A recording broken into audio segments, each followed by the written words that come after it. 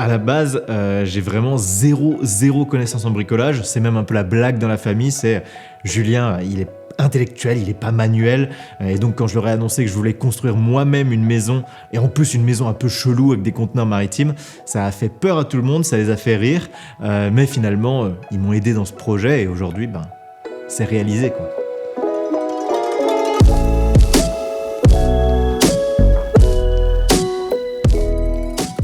Il y a 5 ans, j'habitais en ville, dans un appartement. J'avais vraiment envie de quitter la ville, quitter le béton, aller dans la nature et avoir une maison qui soit très bien isolée, avec des isolants écologiques pour ne pas mourir de chaud en été et pour avoir un impact sur mon environnement le moins important possible. Donc je voulais une maison qui détruise pas l'environnement, mais qui soit plutôt en cohérence avec l'environnement qui était autour de moi. Et donc, je cherchais un peu plein de types de maisons écologiques, des maisons bois terre paille, je réfléchissais à faire des colocs dans des vieilles maisons et à retaper des vieilles maisons en pierre. Et au final, à un moment, on a fait un reportage sur notre chaîne YouTube où on a visité une maison en conteneur maritime.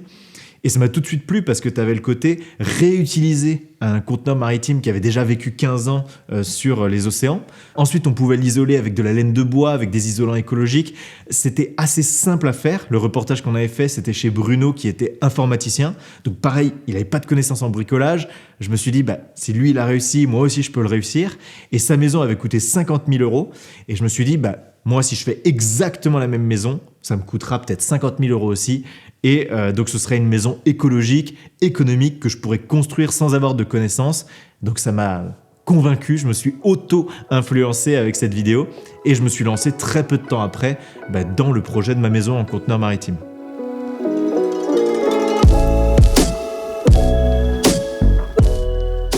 Tu vois, avant, je buvais pas de café et depuis que je me suis mis sur mon chantier, tous les matins, c'était un café, c'était obligé pour me booster un peu. C'est pas une sponsor café, hein. Mais le problème du café, c'est qu'il y avait un pic un peu d'énergie et puis au bout d'1 à 2 heures, j'avais un peu ce crash de la caféine avait fait un pic en plus avec du sucre, donc c'était pas fou. Et là, j'ai trouvé autre chose qui est vachement mieux et cette fois-ci, c'est une sponsor. C'est Oli. Et leur gamme énergie, en fait, c'est de la New Caf. Et c'est quoi ? C'est de la caféine, mais qui est encapsulée. Et donc, elle met pas quelques minutes comme le café à se désintégrer dans ton corps et à te donner un pic d'énergie. Elle met 4 à 6 heures à se libérer dans ton organisme. Et donc, tu as de la caféine sur le long terme. Donc, en fait, tu n'as plus un pic, mais une petite courbe. Et je trouve que c'est vraiment bien si tu as besoin d'un boost, on va dire, qui dure sur une plus grande durée. Tu as des échantillons, en fait, avec chaque goût pour voir le goût que tu préfères. Ensuite, tu peux acheter un gros pot qui peut te faire, je crois, jusqu'à 50 litres de boisson. Donc, c'est vachement pratique et assez économique. Et après, tu as ta petite gourde. Voilà, tu te mélanges, tu te fais ta boisson tous les matins et ça te donne de l'énergie sur tout ton chantier. Moi, je trouve que c'est vraiment plus intéressant que le café, en tout cas, si tu fais du sport ou si tu es dans ton autoconstruction. Si ça vous intéresse, vous avez le lien et mon code promo qui vous offre 10% dans la description de cette vidéo. Comme ça, vous pourrez acheter un pack découverte et voir quel goût peut vous convenir le mieux.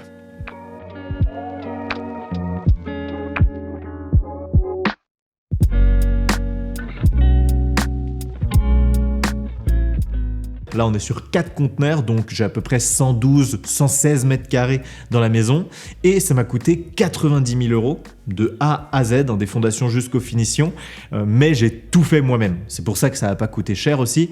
C'est parce que c'est pas cher une maison conteneur, mais en plus, on peut pratiquement tout faire en autoconstruction et donc on réduit vachement les coûts. Le gros avantage de la maison conteneur, vraiment, c'est qu'en une journée, ils ont livré mes conteneurs maritimes et donc j'avais déjà toute la base de la maison. Et ensuite, sur cette base, j'étais déjà hors de hors d'air et j'ai pu construire assez facilement l'isolation par l'extérieur, l'aménagement intérieur. Finalement, j'avais pas besoin de monter des parpaings ou de monter des gros morceaux de bois pour faire une ossature bois.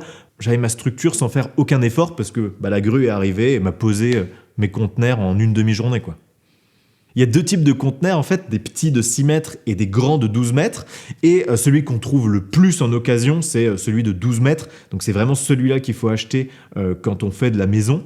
Et aujourd'hui, le coût d'un conteneur de 12 mètres, c'est à peu près 3 000 € avec la livraison. Et il y a plein d'entreprises qui les vendent et qui les livrent directement sur le terrain, sur vos fondations.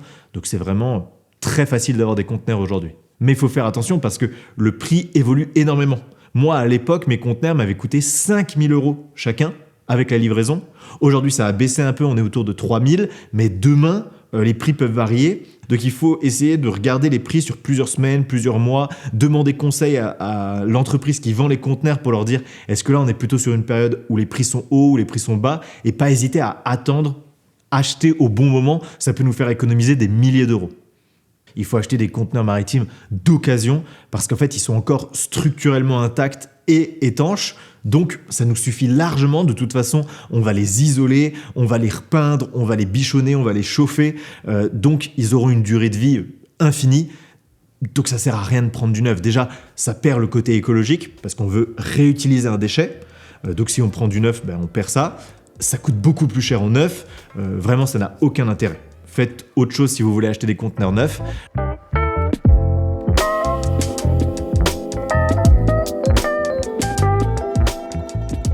Une maison en conteneur maritime, c'est vraiment une maison classique d'un point de vue de la loi. Il faut un terrain constructible et il faut un permis de construire.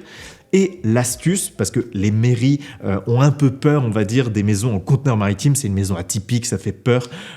En fait, l'astuce, elle est très simple. Vous n'avez pas besoin de leur dire que c'est du conteneur maritime parce que la mairie, ce qui l'intéresse, c'est à quoi ressemblera la maison à l'extérieur une fois terminée. Et donc, moi, je leur ai même pas dit que c'était des conteneurs maritimes. Ils l'ont appris le jour où il y a eu la livraison des conteneurs. Ils sont venus me voir en disant « Ah on savait pas que c'était des conteneurs. Non, mais c'est pas grave. Hein. De toute façon, ce sera bien caché. Hein. » Je dis « Oui, il y aura un bardage en bois. Ça fera une petite maison en bois vue de l'extérieur. » Ils m'ont dit « Ah, pas de problème. Mais les voisins, ils ont appelé la mairie. Ils avaient peur. Qu'est-ce qui se passe ?» Ça reste une tâche importante de déposer son permis de construire et moi j'ai vraiment galéré à le faire à l'époque parce qu'il faut faire des coupes, des plans de masse, des élévations, enfin plein de plans assez techniques et quelqu'un qui est pas architecte en fait galère un peu à faire ça. Moi, je me suis fait aider de mon meilleur ami qui était architecte. Et aujourd'hui, pour aider les gens qui veulent faire des maisons en conteneur maritime ou des maisons un peu atypiques, écologiques, pas chères, j'ai lancé un service justement où je propose d'aider les gens à faire leur permis de construire pour être sûr qu'il soit accepté. Voilà, on garantit vraiment qu'on continuera à modifier le permis jusqu'à ce qu'il soit obtenu. Et on est aussi là pour faire un peu cabinet de conseil, vous conseiller sur comment aménager la maison, comment la construire, quel isolant mettre en place. L'offre qu'on a lancée, c'est pas seulement faire votre permis, c'est aussi réfléchir à votre projet pour que vous partiez avec les meilleures bases possibles. Et donc tout ça, c'est sur le site tamaisoneco.fr. C'est ta maison écologique et économique. Voilà, le but, c'est si tu veux une maison en béton, on n'est pas là pour t'aider. Par contre, si tu veux une maison en bois, une maison en A, un Earthship, une maison en conteneur maritime, vraiment, on peut faire ton permis, on peut t'accompagner, on peut t'aider à partir sur les meilleures bases possibles, facilement, et pas faire les mêmes erreurs que moi j'ai faites, et donc économiser beaucoup d'argent.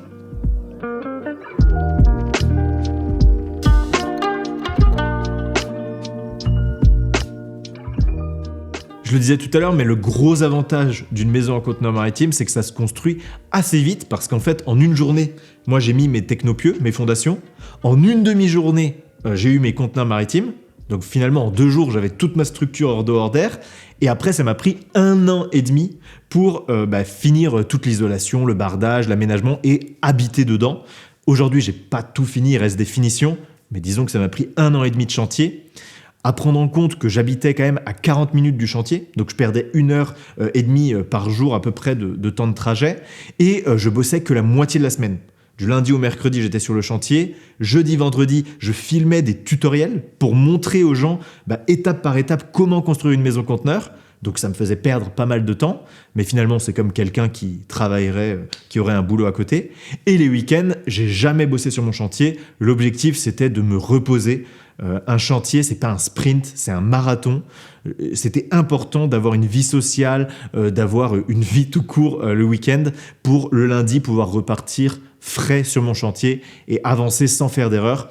Aussi, j'ai beaucoup appris au fur et à mesure que je faisais. J'avais vraiment aucune connaissance en bricolage quand j'ai commencé. Donc j'apprenais en faisant, je faisais beaucoup d'erreurs, je revenais en arrière, je retentais une solution. Et donc ça m'a fait perdre pas mal de temps. Et c'est pas grave. Il faut apprendre à prendre le temps. J'avais pas une contrainte très grande. J'habitais chez mes parents, j'avais pas de loyer. Vous, ce sera peut-être pas la même situation si vous avez des enfants, si vous avez un loyer, que vous êtes plus pressé. Mais moi, j'ai eu la chance de prendre le temps de faire les choses bien. Et de faire des erreurs, de faire une vidéo dessus pour dire voilà, attention à cette erreur, ne refaites pas la même. Donc vraiment, si vous voulez gagner du temps et de l'argent, regardez les tutoriels qu'on a fait sur YouTube avec mon équipe. Moi, ça m'aurait fait gagner énormément de temps à l'époque si j'avais pu avoir ces tutoriels. C'est pour ça que je les ai faits.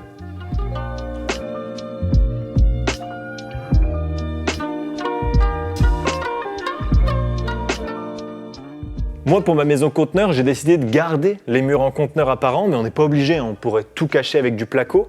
Mais en fait, moi, je me suis dit que c'était plus simple. Je n'avais pas besoin de faire du placo, je gardais juste les murs. Et puis après, c'est pratique, quand j'ai des petites choses à aimanter, je peux tout mettre sur mes murs. Tu vois, les tableaux, tout ce qu'il y a au mur, en fait, est aimanté. Donc, c'est vachement pratique. D'un point de vue sonore, c'est pas dérangeant, ça résonne pas plus qu'une maison classique. Les ondulations, en fait, cassent un peu les vibrations du son.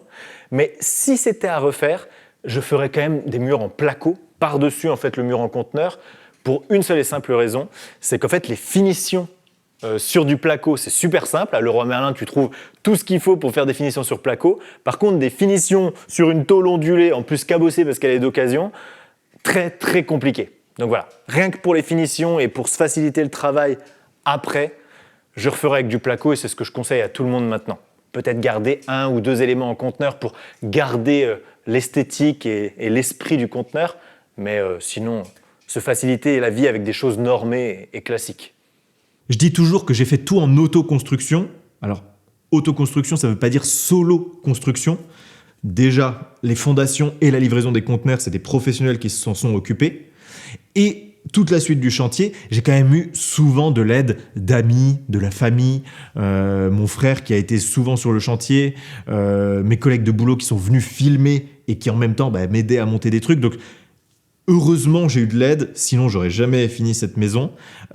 Mais j'ai fait appel à très peu de professionnels, ne serait-ce parce que je me suis rendu compte que les professionnels n'avaient aucune idée de comment construire une maison atypique en conteneur maritime. Il y avait moins de valeur à avoir un professionnel là-dessus parce qu'ils n'étaient pas compétents, tout simplement. Mais moi non plus. Mais du coup, autant le faire moi-même, c'était moins cher, quoi. Et puis j'apprenais. C'était ça mon objectif. C'était apprendre en faisant. Pas juste avoir une maison pas chère, mais aussi gagner des compétences. À la fin de mon chantier, j'ai gagné une maison et un tas de savoirs qui valent beaucoup plus cher aujourd'hui que ma maison en soi. La difficulté principale sur ce chantier, ça a été le manque d'informations en fait. Il n'y avait pas énormément de tutoriels sur YouTube. Il y avait 2-3 livres, mais pas énormément de détails dans ces livres. Donc, j'avançais vraiment à l'aveugle. Je ne savais pas, est-ce que c'était obligatoire de sabler des conteneurs ? Je ne savais pas structurellement comment ça allait fonctionner. Je ne savais pas la question de l'isolation, est-ce que le conteneur faisait par vapeur ou pas. En fait, il y avait plein de détails techniques que même en appelant des bureaux d'études thermiques, des professionnels, des artisans, ils ne savaient pas me répondre en fait. Personne ne savait me répondre. Même mon père qui était bricoleur, il arrivait, il disait là il va falloir inventer une solution pour ta maison parce que c'est pas standard. J'allais à Leroy Merlin, je leur disais comment on met des fenêtres sur une maison standard. Ils me disaient c'est simple, tu fais 1, 2, 3 et c'est fini. Mais moi j'ai une maison en conteneur maritime. Là, aucune idée de comment faire. Ok, va falloir inventer un système, nanana. Aujourd'hui, c'est beaucoup plus simple parce que déjà, avec mon équipe, on a réalisé 35 tutoriels sur chaque étape, donc il y a des sources d'informations, et puis il n'y a pas que ma chaîne YouTube, il y en a plein d'autres, il y a plein d'autres livres qui sont sortis. Nous, on a aussi sorti un livre gratuit, on a sorti un simulateur de budget, on a sorti un livre avec 15 plans et budget détaillé pour vous donner une idée déjà de quels sont les projets que vous pourriez faire et un prévisionnel de à quoi ressembleraient les plans, combien ça coûterait. Donc aujourd'hui, il y a beaucoup plus d'informations, donc c'est beaucoup plus simple. Mais moi, la plus grosse difficulté, c'est que j'avançais à l'aveugle, tout seul, on va dire, avec mes amis, mais à réfléchir tout le temps et à inventer des solutions. Et c'était épuisant.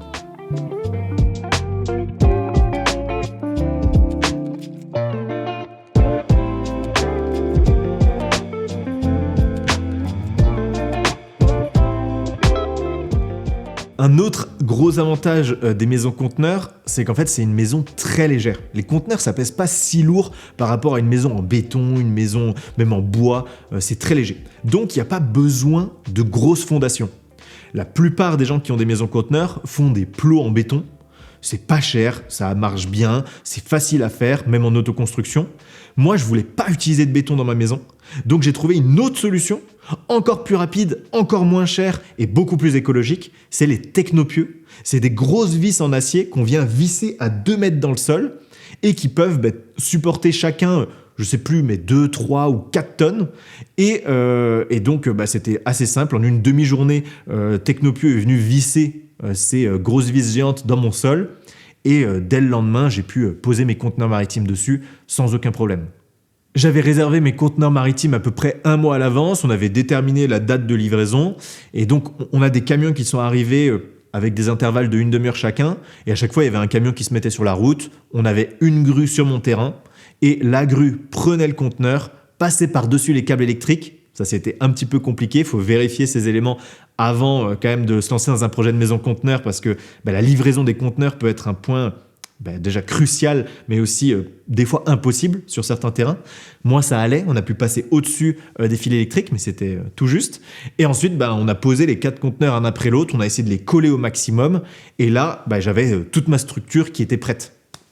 La 3e étape, finalement, ça a été déjà de souder tous les conteneurs ensemble pour qu'on ait vraiment une structure globale et à l'intérieur, découper les parois des conteneurs pour ouvrir cet espace et avoir 120 mètres carrés, on va dire, utilisables pour faire ma maison à l'intérieur.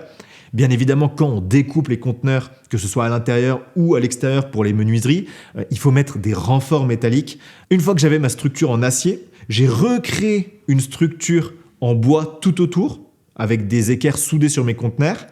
J'ai isolé l'extérieur avec 20 cm de laine de bois et j'ai fermé cette laine de bois avec un pare-pluie et avec un bardage en bois. Et sur le toit, j'ai mis 50 cm de ouate de cellulose et pareil, j'ai fermé avec du bois et avec une bâche EPDM pour faire l'étanchéité. Et cette bâche EPDM, par-dessus, j'ai pu mettre du gravier, de la terre, faire un toit végétalisé et mettre tous mes panneaux solaires par-dessus. Et à l'intérieur de la maison, pour isoler le sol, j'ai mis directement sur le sol de mes conteneurs des plaques de polyuréthane. Et par-dessus ces plaques de polyuréthane, j'ai posé directement mon parquet. Ça a sûrement été ma plus grande erreur. Avant de poser mon parquet, j'aurais quand même dû couler une chape liquide, utiliser un tout petit peu de béton peut-être pour avoir des chapes auto-nivelantes. En fait, c'est un liquide que vous laissez sur le sol, c'est 2 niveaux, ça sèche, ça devient très rigide. Et là, par-dessus, on met son parquet. On a toute notre enveloppe qui est isolée, qui est étanche, qui est terminée et il restait à l'intérieur tout l'aménagement, poser les menuiseries, mettre la décoration et finir finalement la maison.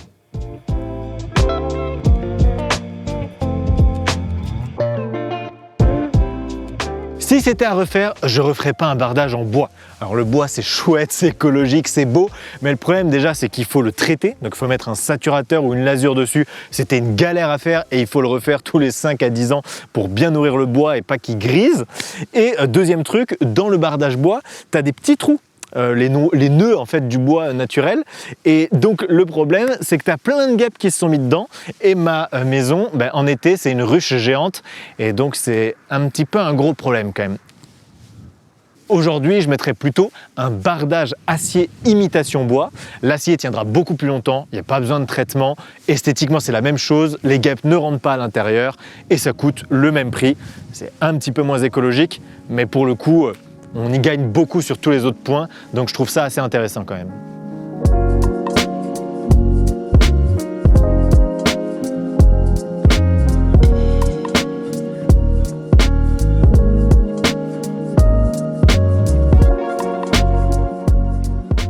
Quand j'ai montré en tutoriel vidéo comment j'avais isolé la maison, il y a énormément de gens qui ont critiqué mon travail en disant qu'il allait avoir plein de ponts thermiques, que le conteneur ça allait quand même faire passer la chaleur et le froid, que j'allais consommer énormément d'énergie, mourir de chaud en été, bref, que ma maison n'était pas du tout bien isolée. Donc j'ai fait venir des professionnels, des thermiciens qui sont venus pendant une semaine avec des machines pour tester concrètement l'isolation de ma maison. C'est quelque chose qui se fait pas normalement. Là, c'est vraiment assez exceptionnel d'avoir pu faire un test aussi poussé sur ma maison.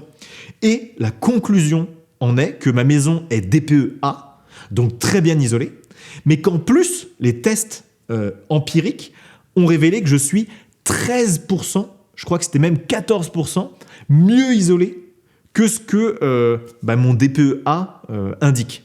Donc en fait, je suis très très bien isolé. Moi, je le ressens à l'intérieur de ma maison. Il fait tout le temps bien frais en été, bien chaud en hiver. J'ai une pompe à chaleur qui chauffe la maison très rapidement, très facilement, et ça me consomme très très peu d'énergie. J'ai fait plein de vidéos justement pour montrer combien je consommais d'énergie à l'année, et j'ai une maison vraiment très très économe. Et en plus, j'ai des panneaux solaires sur le toit, donc la plupart du temps, je suis pas autonome, mais je réduis considérablement mes factures d'électricité. L'avantage d'avoir un toit plat, c'est que c'était très simple d'installer des panneaux solaires. Donc j'ai mis 18 panneaux solaires de 500 watts. Ça fait à peu près 9000 watts crête. Donc j'ai une sacrée production. Et puis tout ça, c'est relié à une BIM batterie de 13,4 kWh. Ça me permet globalement, 8 mois par an, d'être quasiment autonome la journée et même d'avoir encore de quoi faire la nuit. Le problème, c'est que maintenant j'ai une voiture électrique. Donc la voiture électrique, ça consomme tellement que je dois acheter de l'énergie quand même pour recharger ma voiture. Mais si on enlève la voiture, la maison pourrait presque 8 mois par an tourner avec ses panneaux, et 4 mois par an où il y a un peu moins d'énergie, un peu moins de soleil, je veux dire, et là, j'achète à EDF. Mais l'avantage, c'est que j'ai un abonnement heure pleine, heure creuse. Et donc, en heure pleine, généralement, la journée, les panneaux produisent pas mal, mais pas assez pour tenir toute la nuit. Mais la nuit, c'est pas grave, je suis en heure creuse à genre 13 centimes. Donc, je fais quand même des énormes économies d'énergie grâce à ce système. C'était pas le but d'être 100% autonome, mais de produire une grosse partie de ce que je consomme. Et le pari est plutôt réussi.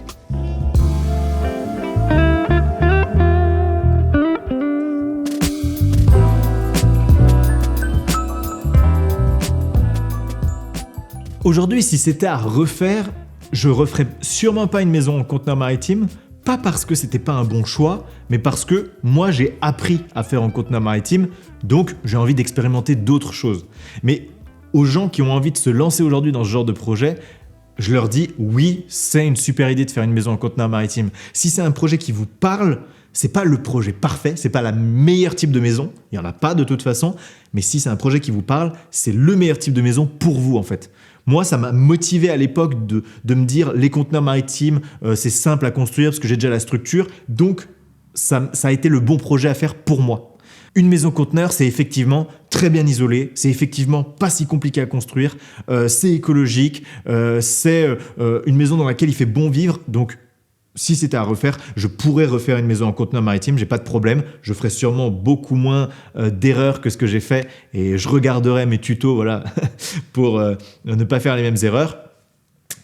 Mais voilà, je suis très content des choix que j'ai faits. Moi en plus, ça n'a pas seulement été une maison, ça a été toute une carrière YouTube derrière parce que ça a été la ligne éditoriale de la chaîne YouTube pendant 5 ans. J'ai appris énormément de choses sur la construction des maisons, sur les matériaux, sur faire une maison écologique, qu'est-ce que ça implique. Donc ça a vraiment été une aventure éprouvante, mais incroyable. Et comment dire ça Et j'envie tous les gens qui vont se lancer dans un projet d'autoconstruction parce que c'est une expérience de vie incroyable qu'il faut vivre une fois dans sa vie.